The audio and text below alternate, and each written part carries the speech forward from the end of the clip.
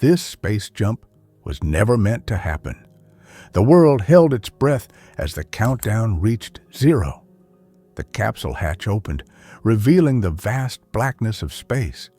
Inside, adrenaline pumped through every fiber of my body. This was never supposed to happen. I was not an astronaut. I was not a trained professional. And yet here I was, standing on the edge of the stratosphere, about to take the most dangerous step of my life. The plan was simple. Observe the Earth's curvature from the highest altitude possible and return safely inside the capsule. But fate had other plans. A minor malfunction, a miscalculation, and suddenly I found myself being sucked into the void. The moment my tether snapped, time slowed, my breath caught in my throat as I tumbled forward into the great unknown. The free fall begins. At first, it felt surreal. The silence of space wrapped around me like an eerie blanket. No wind, no sound, just the overwhelming realization that I was now free falling from the edge of space, plummeting towards Earth at an unimaginable speed. My body spun uncontrollably. The Earth below me transformed from a beautiful blue sphere to a terrifying force pulling me in. Panic set in. I had trained for extreme conditions, but nothing could prepare me for this. As I reached supersonic speeds, my body became a living missile. Slicing through the thin layers of the upper atmosphere, the pressure was unbearable. I felt my suit tighten as the G-forces pushed against my chest, making every breath a struggle. Breaking the sound barrier. Then it happened. A deafening boom! A sonic explosion erupted as I shattered the sound barrier. For a split second, I wasn't just a person. I was the fastest human to ever fall through the sky.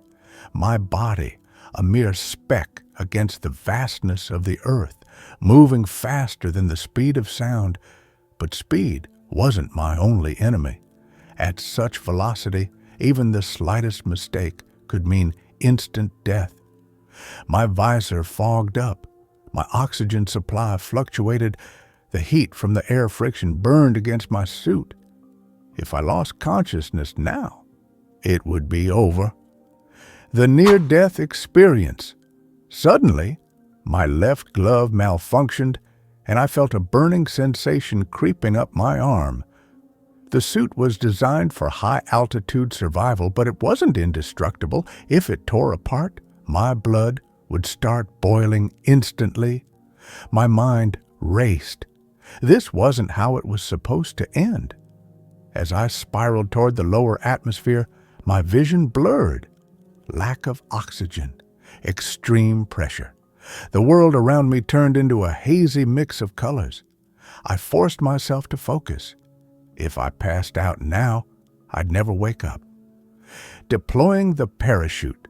With the last bit of strength, I reached for my emergency parachute. My fingers trembled. The air resistance made it nearly impossible to pull the cord. My suit felt like it was being ripped apart. Then, snap! The parachute deployed, yanking me back with incredible force.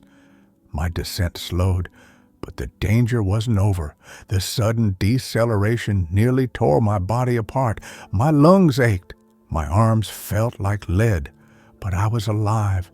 The roaring winds filled my ears as I floated down, watching the ground come closer. The beauty of the earth, the sheer scale of what had just happened, it all hit me at once. I had just survived the most dangerous space jump in history. Touching down. After what felt like an eternity, my feet finally touched the ground. I collapsed onto my knees, gasping for air. The silence was deafening. My body ached. My mind struggled to process what had just happened. Rescue teams rushed toward me, their faces a mix of shock and awe. No one had expected me to make it. As I looked up at the sky, one thought echoed in my mind. This was never meant to happen. But somehow I survived.